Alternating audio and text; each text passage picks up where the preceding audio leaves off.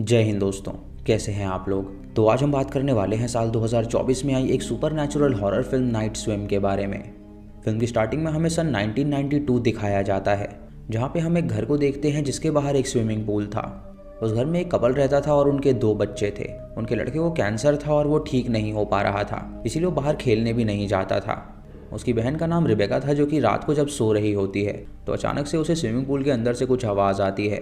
जब वो खिड़की से बाहर देखती है तो उसे एक खिलौना नज़र आता है, जो कि उसके भाई का था और वो कुछ दिन पहले खो गया था।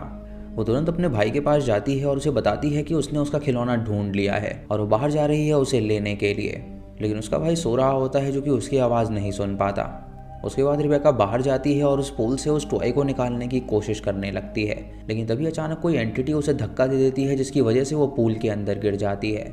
इससे वो बहुत डर जाती है और पानी के अंदर से वो अपनी माँ को देख पाती है, जो कि अपना हाथ उसकी तरफ बढ़ाती है ताकि वो उसे बाहर निकाल सके। लेकिन जब वो उसका हाथ पकड़ने के लिए जाती है तो देखती है कि उसकी माँ वहाँ पे मौजूद ही नहीं है। ये देखकर रिबेका हैरान हो जाती है और वहाँ से बाहर निकलने की कोशिश करती है, लेकिन तभी अचानक वो बोट पानी में चलने लगती है। तो रिबेका बाहर नहीं जाती और वो पानी के अंदर चली जाती है उस बोट को वापस लाने के लिए। तभी अचानक एक एंटिटी उसे अंदर खींच लेती है और अपने साथ ले जाती है, जिससे रिबेका की वहीं पर मौत हो जाती है।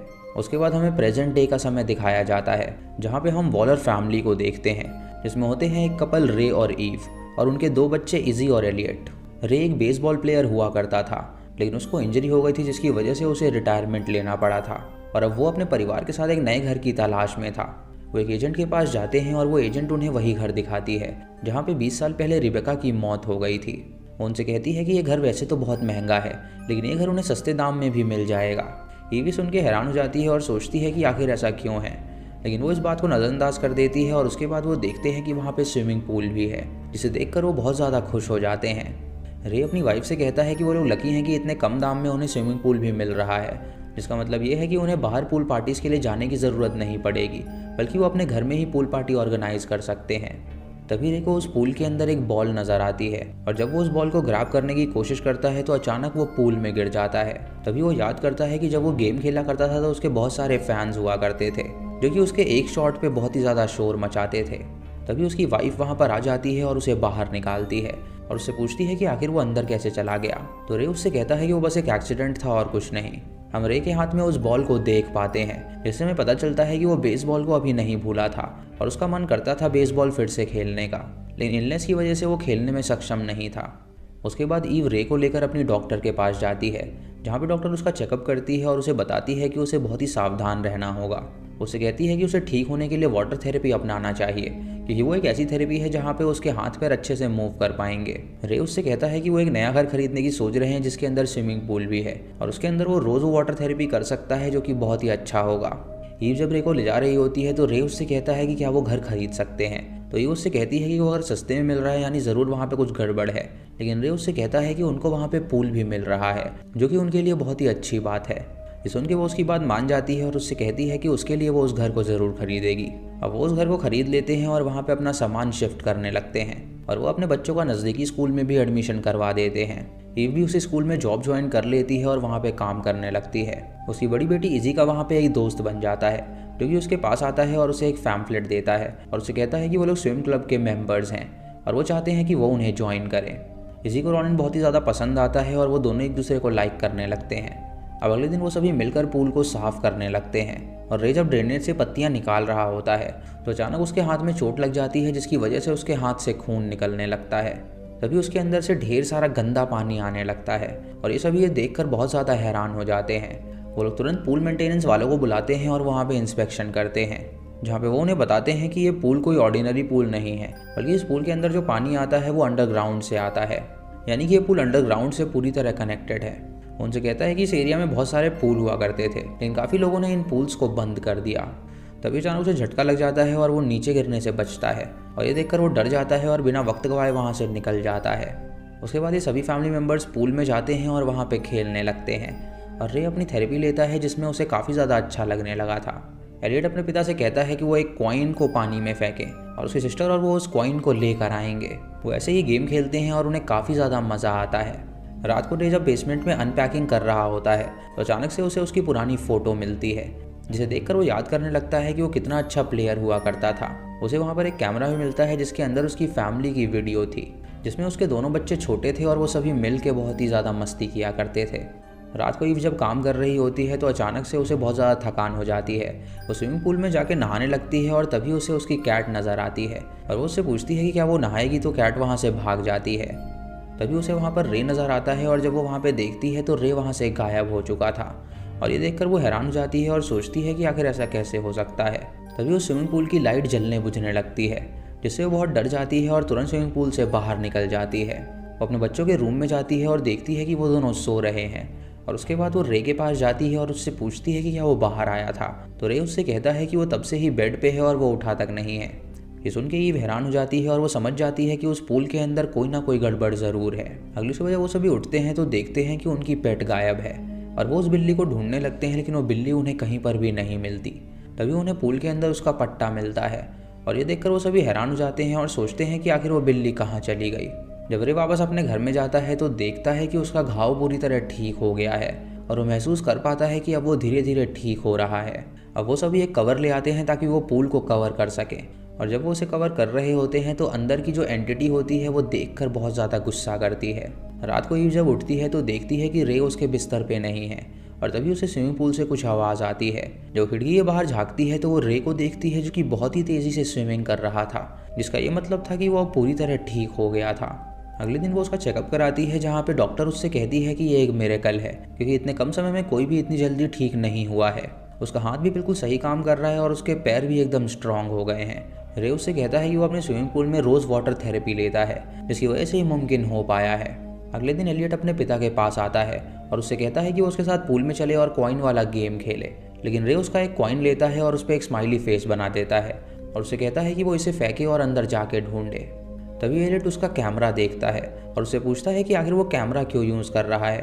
तो रे उससे कहता है कि जब वो वर्कआउट करता है तो उसे रिकॉर्डिंग करना पसंद है। उसके बाद एलियट पूल में जाता है और उस कॉइन को एक टॉय पे लगाता है और उसे अंदर ले जाता है और तभी बाहर एक एंटिटी आती है जो कि उसकी तरफ कॉइन फेंकती है और वो सारे कॉइन्स को कलेक्ट करने लगता है।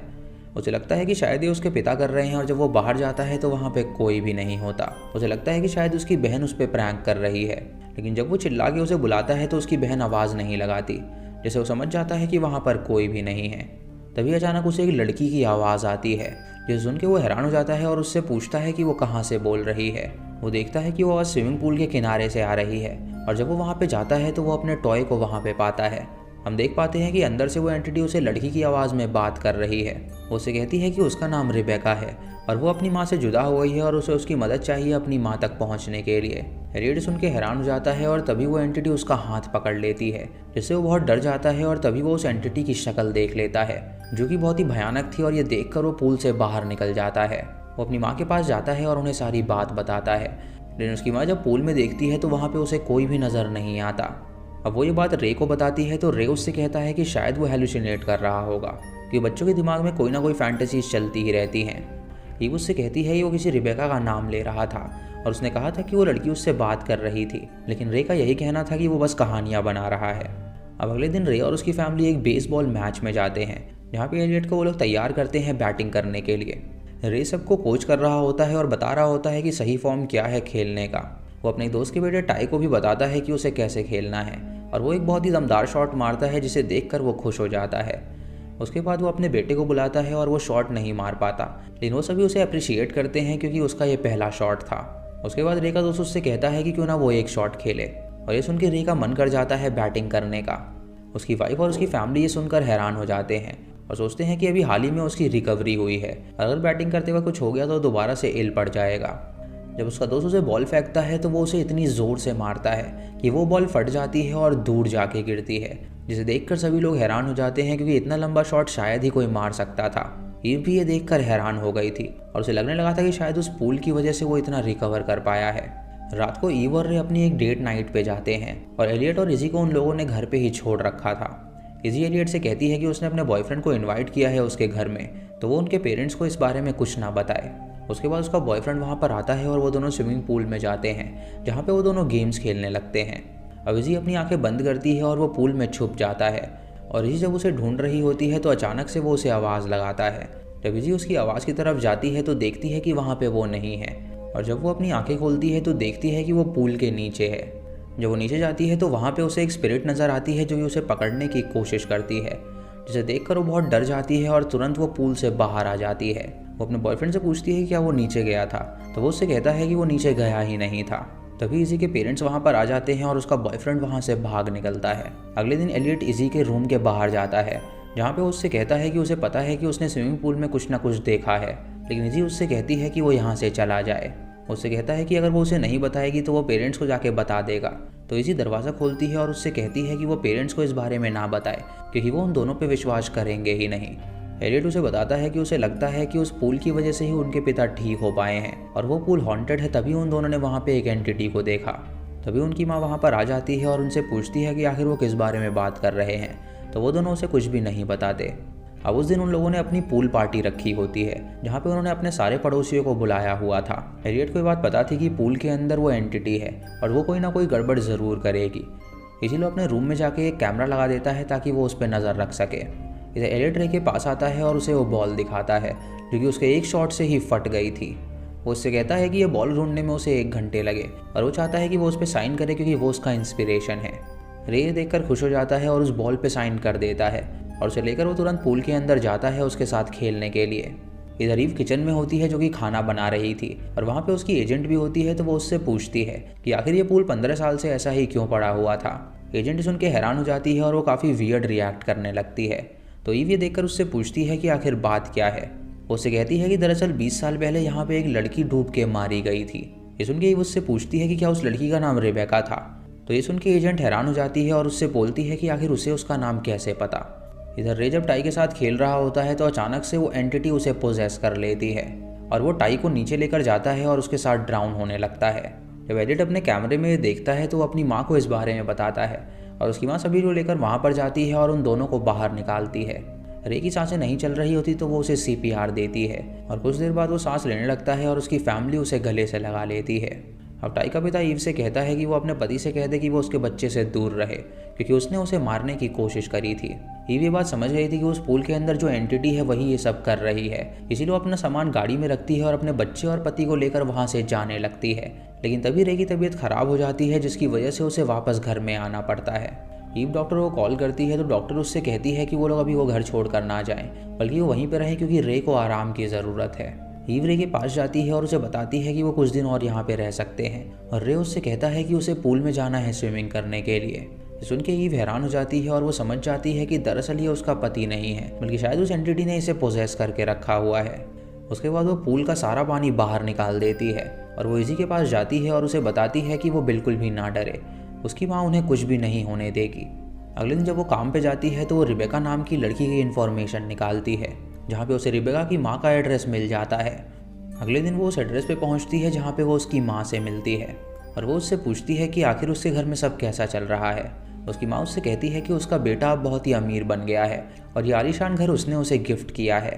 ये उससे कहती है कि वो यहाँ पे उसकी बेटी के बारे में जानने के लिए आई है, तो लेडी उससे कहती है कि उसकी कोई बेटी ही नहीं थी। ईवी सुन के हैरान हो जाती है और उससे कहती है कि वो झूठ ना बोले और उसकी फैमिली वहाँ पे रहने के लिए आए हैं और उन लोगों को उस पूल ने बहुत ही परेशान करके रखा है। ये सुन के वो लेडी उसे सच्चाई बताती है और उसे कहती है कि जिस जगह पे वो पूल है, दरअसल उस जगह पे कई सालों पहले एक पॉन्ड हुआ करता था और ऐसा माना जाता था कि अगर वहाँ पे कोई कॉइन फेंक के विश मांगे तो उसकी विश ज़रूर पूरी होती थी, लेकिन कुछ पाने के लिए कुछ ना कुछ खोना पड़ता है, इसीलिए उन लोगों को कोई ना कोई सैक्रिफाइस करना पड़ता था। उसे भी बताती है कि उसके बेटे को कैंसर था और वो नहीं चाहती थी कि उसका बेटा उससे दूर जाए, इसीलिए उसने उस पूल की एंटिटी से एक विश मांगी। उसने उससे कहा कि अगर वो उसके बेटे को ठीक कर देगी तो वो अपनी बेटी को सैक्रिफाइस के तौर पे उसे देगी। और विश मांगते ही उस एंटिटी ने उसकी बेटी को उससे छीन लिया, लेकिन उसने उसके बेटे को ठीक कर दिया और आज उसका बेटा बहुत ही ज़्यादा अमीर है। ये भी सुन के हैरान हो जाती है और उससे कहती है कि आखिर वो कैसी माँ है, उसने एक बच्चे को बचाने के लिए दूसरे बच्चे की बलि चढ़ा दी। ये सुन के वो लेडी उससे कहती है कि कुछ पाने के लिए कुछ ना कुछ खोना ही पड़ता है। ये उससे पूछती है कि इसे रोकने का क्या तरीका है, तो लेडी हंसने लगती है और अचानक से उसकी आंख और नाक से काला पानी गिरने लगता है और वो उससे कहती है कि उस पूल की वजह से ही उसका पति ठीक हुआ है और अब उसे कोई ना कोई सैक्रिफाइस चाहिए और उसे रोकना नामुमकिन है। ये सुन के ये बहुत डर जाती है और तुरंत वहाँ से भाग निकलती है। इधर रे जब नहा रहा होता है तो हम देख पाते हैं कि उसकी आंखों से भी काला पानी निकल रहा है, यानी वो उस एंटिटी के पोजेशन में अब भी था। तभी इसी और एलियट स्कूल से वापस आ जाते हैं और जब वो अपने माता पिता को आवाज़ लगाते हैं तो कोई भी वहाँ पर नहीं आता।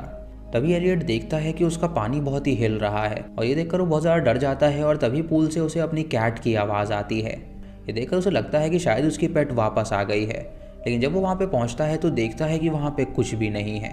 तभी अचानक वो एंटिटी उसे अंदर ले आती है और उसे अपने साथ ले जाने लगती है और उस एंटिटी का चेहरा हम देख पाते हैं जो कि बहुत ही भयानक था। तभी इजी वहाँ पर आती है और अपने भाई को बचाने की कोशिश करती है और उसकी माँ भी वहाँ पर आ जाती है जो कि उसकी मदद करने लगती है। वो अपनी बेटी से कहती है कि वो अपने पिता को बुला के लाए और वो तुरंत पूल में कूद जाती है उसे बचाने के लिए। इजी जब अपने पिता के पास जाती है तो देखती है कि वो पोजेस हो चुका है और वो इजी को बुरी तरह पीटने लगता है। ईव उस पूल के डीप वाटर में जाती है जहाँ वो एलियट को देखती है और वो उसको उठाकर ऊपर लाने लगती है, लेकिन वहाँ पे कई सारी आत्माएं होती हैं जो कि उसे रोकने की कोशिश कर रही थी। तभी वो वहाँ पे रिबेका की आत्मा को देखती है जो कि उसे उसके पिता का कॉइन देती है जिसपे स्माइली फेस बना हुआ था और तभी उसे बाहर जाने का रास्ता नजर आता है तो वो अपने बेटे को लेकर बाहर निकल जाती है। एलियट सांस नहीं ले रहा होता तो वो उसकी छाती को दबाने लगती है और तभी रे वहाँ पर आता है और उससे कहता है कि अब वो जिंदा नहीं होगा। वो ईव का गला पकड़ लेता है और उसे एक हाथ से उठा देता है, लेकिन तभी इजी एक बैट लेकर आती है और वो अपने पिता को उससे पीटने लगती है। रे जब जख्मी होता है तो वो नीचे गिर जाता है और इजी उससे कहती है कि वो जानती है कि वो अंदर कहीं ना कहीं ज़रूर मौजूद हैं, तो वो उस एंटिटी से लड़ें और उसे अपने आप से बाहर निकाल दें। जब उसका पिता ये बात सुनता है तो वो पोजेशन से बाहर आ जाता है और एलियट भी सांस लेने लगता है जिससे उन्हें पता चलता है कि वो अभी जिंदा है, लेकिन वो जान पाते हैं कि उस एंटिटी ने उसे भी पोजेस करके रखा हुआ है क्योंकि वो उसे अपने साथ ले जाना चाहती है। रे जब ये देखता है तो वो खुद को सैक्रिफाइस करने का सोचता है और वो अपनी वाइफ से कहता है कि वो उसके बच्चों का ख्याल रखे। ये कह के वो तुरंत पानी में चला जाता है और वो एंटिटी उसे अपने साथ ले जाती है जिससे वो उसके बेटे को बख्श देती है और वो ठीक हो जाता है। उसके बाद हमें कुछ दिनों बाद की कहानी दिखाई जाती है जहाँ पे हम ईव और उसके बच्चों को देखते हैं जो कि रे की पुरानी वीडियोस को देखकर उसे याद कर रहे थे। ईव उन दोनों से कहती है कि अब उन्हें इस घर को बेच देना चाहिए, तो इजी अपनी माँ से कहती है कि डैड अगर जिंदा होते तो वो कभी नहीं चाहते कि जो प्रॉब्लम उन्हें हुई है वो किसी और को हो, इसीलिए भलाई इसी में है कि वो यहीं पे रहें और इस पूल को बंद कर दें। ईव को अपनी बेटी की बात पसंद आती है और वो उस पूल को बंद करवा देती है और इसी के साथ ये मूवी यहीं पर ख़त्म हो जाती है। दोस्तों, इस फिल्म में एक पॉन्ड का जिक्र है जिसका नाम है तेमागामी, और ये तेमागामी पॉन्ड में जो कोई भी कॉइन फेंकता है और विश मांगता है उसकी विश पूरी हो जाया करती थी, और उस पॉन्ड में जो एंटिटी थी वही वो विश पूरी करती थी, लेकिन उसके बदले वो एक ना एक फैमिली मेम्बर का सेक्रीफाइस मांगती थी। रिबेका की माँ ने रिबेका को सेक्रीफाइस किया अपने बच्चे को ठीक करने के लिए। पहले वहाँ पे वो पॉन्ड हुआ करता था लेकिन अब वहाँ पर घर बन गया था और स्विमिंग पूल के अंदर जो पानी था दरअसल वो तेमागामी का ही पानी था, जिसकी वजह से उसके अंदर जो भी कोई विश मांगता था वो पूरी हो जाती थी, लेकिन उन्हें कोई ना कोई सैक्रिफाइस करना पड़ता था। तो दोस्तों, ये थी आज की वीडियो। आपको ये वीडियो पसंद आई हो तो आप हमें कमेंट सेक्शन में ज़रूर बताइएगा। चैनल पे नए हैं तो इसे सब्सक्राइब करें और बेल आइकॉन दबाएं नोटिफिकेशंस के लिए। और दोस्तों, वीडियो को लाइक और शेयर करना बिल्कुल मत भूलिएगा। तो मैं मिलता हूँ आपको अगली वीडियो में, तब तक के लिए जय हिंद।